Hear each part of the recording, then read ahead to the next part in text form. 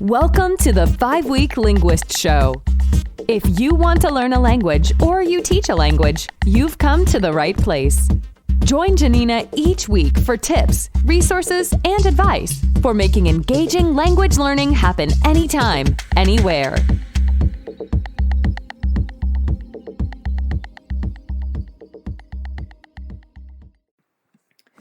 Hola, bonjour, annyeonghaseyo, konnichiwa.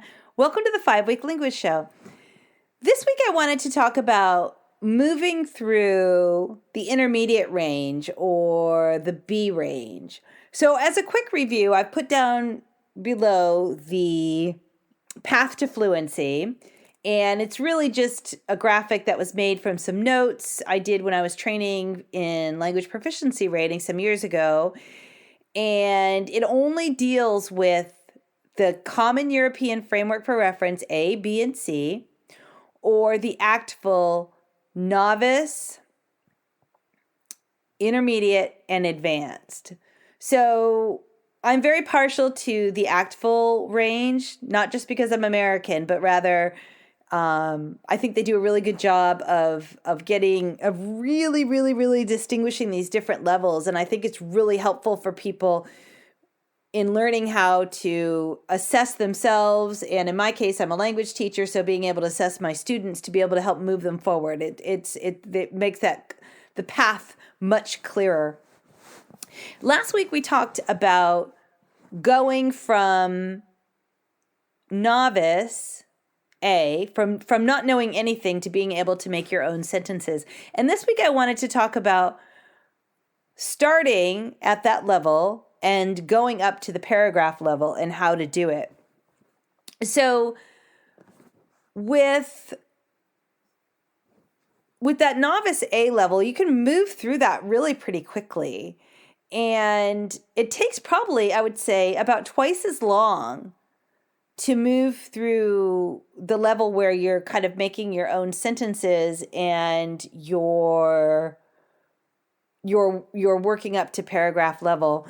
But this is actually a super fun level because you run into lots of frustration still, and this is where you can make the really crazy misunderstandings and that you'll laugh about for years if you don't cry at first. You can start really expressing yourself. You start really making connections.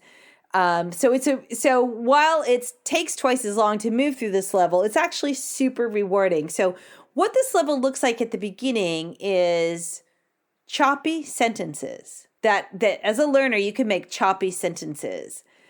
When you've moved through this level, you're speaking in paragraphs, not eloquent, refined, polished paragraphs. You're still making a lot of grammatical mistakes. You're speaking 2 and 3 sentences at a time. So I wanted to share with you some of my very favorite ways to move through this intermediate level B. And as I said, it's super fun. So some of the ways to move through this level, I would say definitely lots and lots and lots of input. I have a really non-scientific rule of thumb. I have 2 ears and 1 mouth. I have 2 eyes and 1 brain. I like to listen and read twice as much as I speak or write. And I think it's really important at this level. I know plenty of people disagree with me on this, but at the end of the day, all of the grammar, vocabulary that you need to become a fluent speaker, which a lot of people consider sort of intermediate high, that B2 level, you're going to get from listening. And just as importantly, working in authentic materials and with people from the target language culture is absolutely critical for you to be able to do that, because languages isn't just a question of interacting with people with the words, it's with their culture. It's understanding the products, practices, and perspectives. ACTFL put it beautifully. So you really want everything to be the base of your studies to be in target language input. So some of my very favorite target language inputs are the same for my intermediate studies, B studies, as they are for A studies. The very first one would be Yabla. I absolutely love Yabla. I'm not going to talk about it too much. I'm a proud affiliate. They're friends. I think they've done something amazing. They've made real culture accessible for learners. And they have, I think, 6 different languages.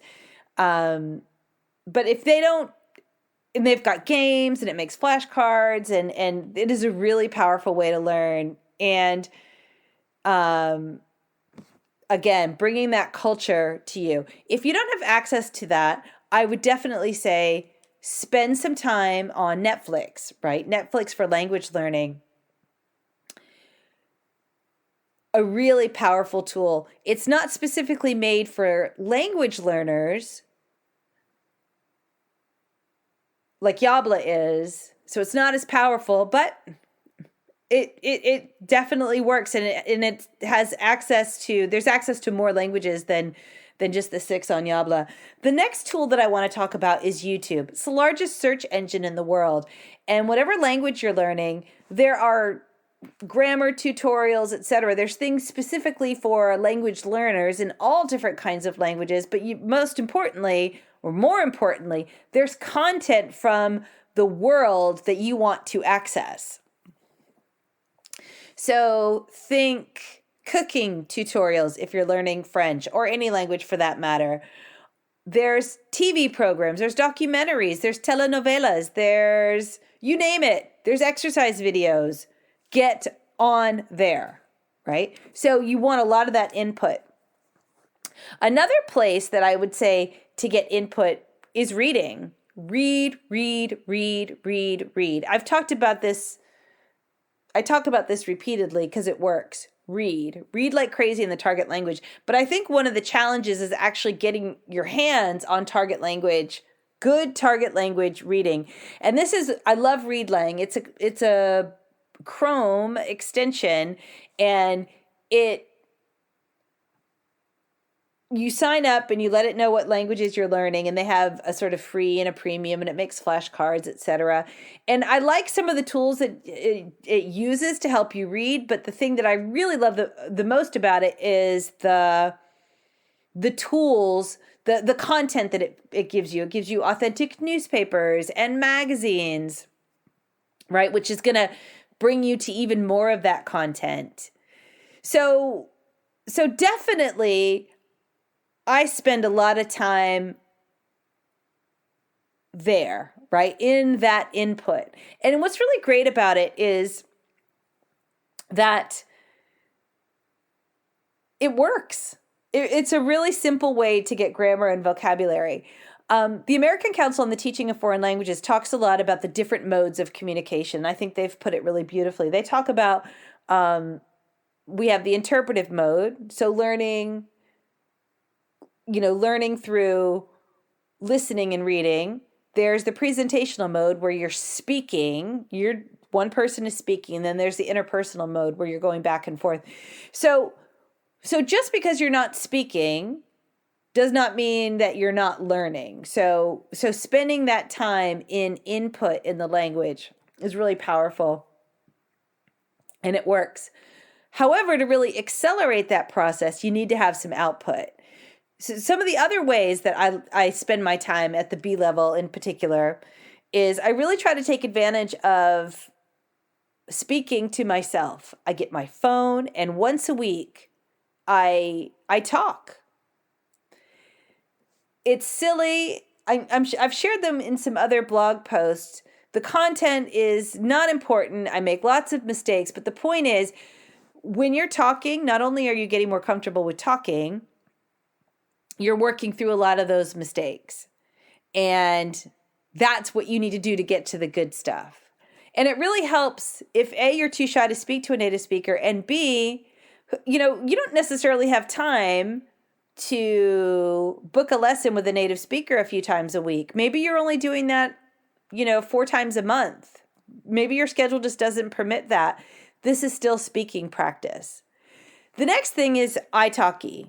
And I think there's other sites out there. And to be honest with you, I don't know. I'm sure there's lots of other great alternatives out there. I love Italki because it's going to connect you with native speakers, and all of that input you're getting from these native speakers,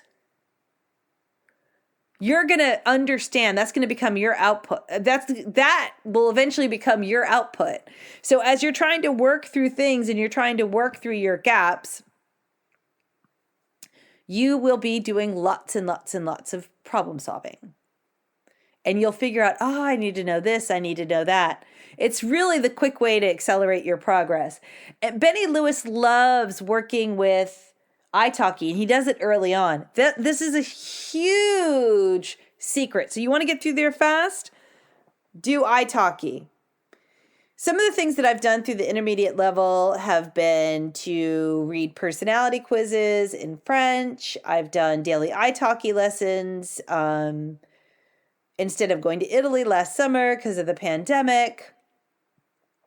I've done my spring cleaning while I've listened to audiobooks. There's lots and lots of possibilities, but my rule of thumb to go from the beginning of the intermediate level or B level to the end, to that B2 intermediate high level, is to listen and read twice as much as you speak and write. And one last thing, another way to do some writing is get a notebook, give yourself a topic and set a timer and write, and find out what your gaps are. Watch yourself write paragraphs and then note what you need to learn, and then you go back and look it up. And keep track of your notebook pages. It's amazing. It's a really quick way to learn, and it's free, and you can do it anywhere as long as you can write. So next week, we're going to talk about developing advanced level language. Until next time. Thank you for listening to the 5-Week Linguist Show with Janina Klimas. Join us each week here and visit us at reallifelanguage.com/reallifelanguageblog for more resources for learning and teaching languages.